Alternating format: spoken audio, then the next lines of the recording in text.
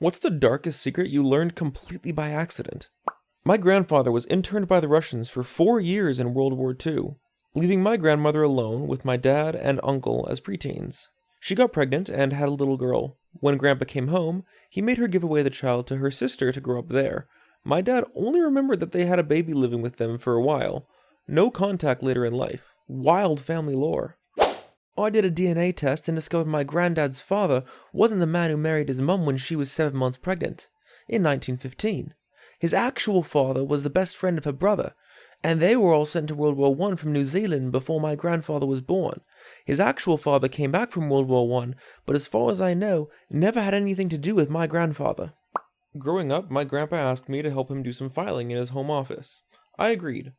In the boiler room was a secondary filing cabinet for his old stuff he didn't reach for often, which I was sent to add some things to. That filing cabinet had a file labeled Secret. Long story short, he essayed his own daughter, my aunt, growing up. She tried to go to the police, but they did nothing but warn my grandpa of the rumors that she was spreading. He threatened to sue her for slander and institutionalize her so she never brought it up again. She logged herself out of life before I was born. I'm now actively trying to bring justice to her and the other women he harmed. I was just talking with my mom the other day about how I didn't want to go to a family cookout on my dad's side. I don't like going because I don't like that they drink. I'm sober, and so is my boyfriend. So I don't really like bringing him around either. I just generally don't get a good feeling from them. I mentioned about how I don't like the vibe that I get from my dad and one of my aunts, his sister. Pretty much, I'm convinced that they've had an incestuous relationship. My mom said to trust that instinct because she knows she's seen some things. The conversation abruptly came to an end after she said, "Well, those Kentucky roots hold true." My mother was sleeping with the pastor of her church, a married pastor, and the guy was sprung on her. Only reason I know this is because when I was a kid playing with the stereo, it picked up the audio off the cordless house phone. Came in clear as day. Listening to that through the headphones was traumatizing at best. My super Christian grandma on my dad's side cheated on my grandpa with my mom. My grandparents got divorced over it, and she and my mom carried on for a while secretly. My grandparents later remarried, and it was always this big family secret to the point that I didn't even know for the longest time.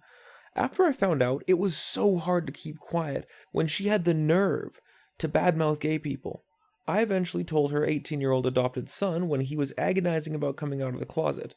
It kinda backfired because he just blew up at her one day, announced he was gay, told her he knew about her stint, and then said it was her fault because she never put him in sports. Also, somehow I got blamed for the whole mess too.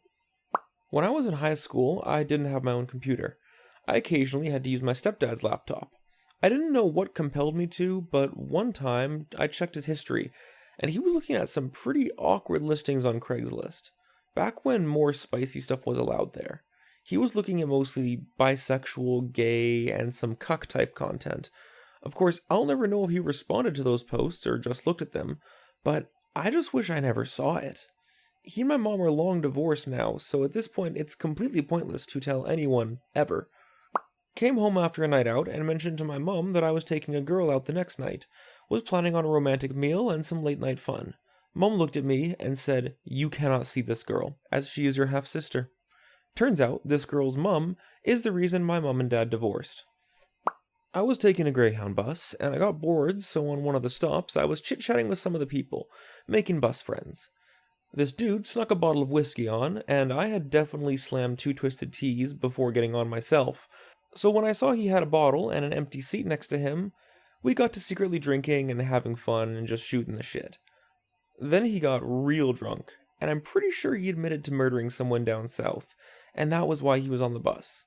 All he said was these dudes were messing with him and his brother, and that they were waiting to jump them, and all he said was, "Yeah, and then we got him. That's why I'm here." I studied genetics in college. My professor and I were talking about blood types and inheritance. Mid-conversation, I realized I am not my father's daughter. Considering how horrible of a human he is, I'm slightly happy. But I've kept my mother's secret because I know he would literally murder her if he ever found out. I've tracked down the man I suspect is my father, and he won't confirm or deny, and no one in his family has done ancestry or DNA testing. Yet. My aunt left an old VHS tape in a box of Christmas stuff. and I only put it in because the label said school play. It wasn't a school play. It was my grandfather, in his living room, talking to a reporter in 1989 about my uncle being his son from a second family nobody in ours was supposed to know existed. Same couch, same lamp. My grandma in the background with this dead face while he kept smiling like it was some harmless story. Then the reporter asked why the two kids were never brought around, and my grandfather flat out said because he couldn't have his wife finding out he was already married when he started our family. I still don't know what was worse, the cheating or how everybody in that room looked like they'd heard it before. My mother died and my dad is in assisted living. I was cleaning out the house that was just overflowing. I had to be careful and went through a bunch of boxes of papers. I discovered a file with DNA tests in it between my dad and one of his brothers. They were half-brothers. My dad is the firstborn and was born about 6 months before my grandparents married. I don't know why, but there was some other documentation in the folder, and I found some stuff about an F number. It was 25%. There were papers about my grandmother's brother, who was a popular pastor in the area. I found out that my grandmother was R'd by her brother when he was 26 and she was 16. And that is why my dad never did anything with his mom's family growing up. A different thing I found was my mother was married before my dad in the early 60s, and he died months after from cancer. He had been sick for about 18 months. In the rare photo I find with her in it, you could see her smiling.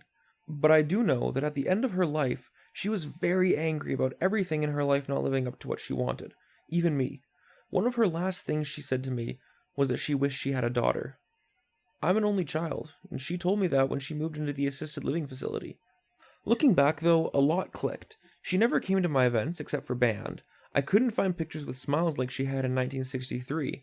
She always pushed me into things I wasn't interested in, or to dress differently, listen to different music, look into different schools, major, women, houses, cities, states I chose to live in, jobs, etc. Everything. I never made the choice she wanted me to make. My dad stole my sister and I from our mom when we were kids. He secretly booked a one-way flight overseas, hid a briefcase packed with all our belongings, and just vanished into the night. His reason for doing this was that he was having an affair, and my mom found out, befriended the woman, and invited her over to confront him. This is why they divorced. His family helped her bring us back without his knowledge, but this took a little over a year to pull off for some reason. How did I find all this out? After spending thousands of dollars on immigration, lawyers, and filing paperwork for a visa, his case got denied because he had a human trafficking charge that she neglected to mention. Apparently, she got the State Department involved. I learned of this 30 years after the fact. My grandfather defected from 2 militaries during World War II. Russia wasn't doing so well, so he joined Germany. That went bad, so he joined England. Then he buggered off to America and remarried because he assumed my grandmother and dad were dead. They were not. I never met him. Went to his funeral when I was a kid. My nan and dad were so badass. My nan rescued a baby from the side of the road and raised her like her own, as a single mom, coming to America in the 50s. I learned almost all my skills from my dad, from fixing and building to programming. Big Daddy's girl. He also encouraged me to do art. I'm fine in life, but I cherish the knowledge I got from them, and my mom, who was brilliant. One of our good friends met a fella a few years ago. They got married and they have a young daughter. Over the years, we noticed that there was never any mention of his parents, and whenever anyone asked about them, the topic of conversation was quickly moved on. They got married during COVID, at the point in time when only 15 guests max were allowed. Obviously, immediate family was prioritized, so us as a group of mates were going to watch on video via Zoom link. The morning of the wedding, we got a phone call asking if we'd like to attend the wedding as his parents were not going to attend. All very odd and last minute, but we attended. It turns out his dad was a kid diddler. Never convicted, but essentially discovered by his wife who never reported it to the police.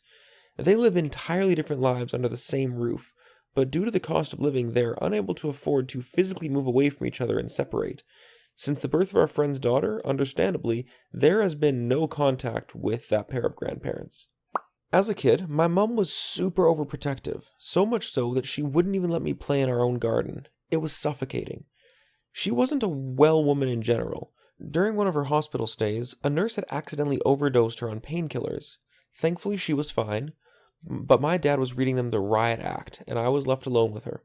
She never intended to tell me this, and I don't think she even remembered telling me, but she told me that her dad SA'd her as a child, and that's why she was so protective of me.